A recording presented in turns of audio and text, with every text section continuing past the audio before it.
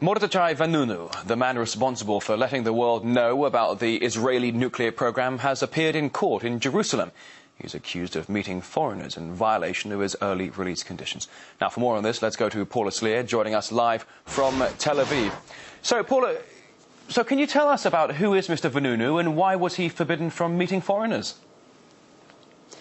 Mordechai Vanunu is a former technician who worked in Israel's nuclear plant in Dimona in the southern Negev. Now, in 1986, he was arrested and imprisoned for 18 years for revealing the inner workings of this Dimona plant to a British newspaper.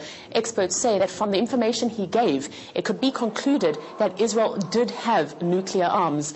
He was released in 2004, and since his release, he has been detained several times for going against the conditions of his parole. He was told that he could not travel abroad, he could not meet with foreigners, and then again yesterday, Monday, he was caught meeting with a Norwegian woman. Now, he appeared, as you mentioned, in the Jerusalem Magistrates Court today, Tuesday. He flashed a victory sign, and he issued a tirade of criticism against Israel. In his defense, his lawyer said that Israeli police have been aware for quite some time that Vanunu has been meeting with this Norwegian woman with whom he has a relationship. Paula, his info, as you were saying, dates back more than 20 years. Do officials really think that he can give away any secrets? Yes, Israeli defense authorities really are concerned that he has classified and important information that he can still divulge. You need to remember that he was a technician at the Dimona plant, and as such, he was privy to very sensitive information.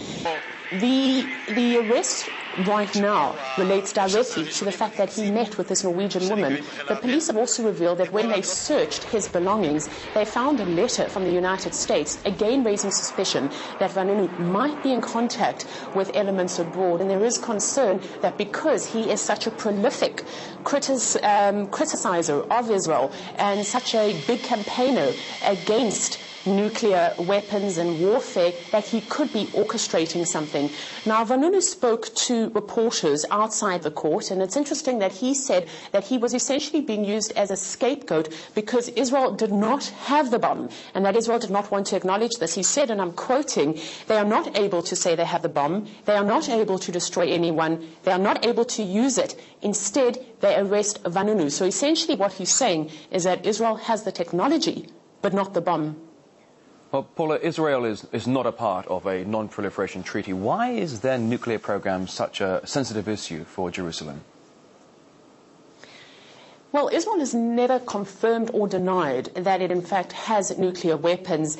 It essentially maintains what's being called a strategic nuclear ambiguity policy. And this is a way to ward off enemies and also a way to avoid any kind of arms race.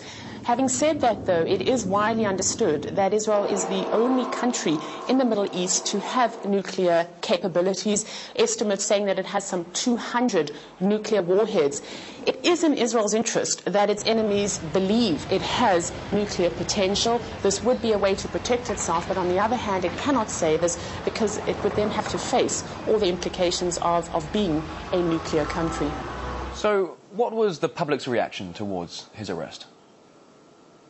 There is very little public sympathy towards Vanunu. He converted to Christianity not such a long time ago. He has said that the Jewish state has no right to exist. He has also said repeatedly that he wishes to live abroad. Most Israelis see him as a traitor.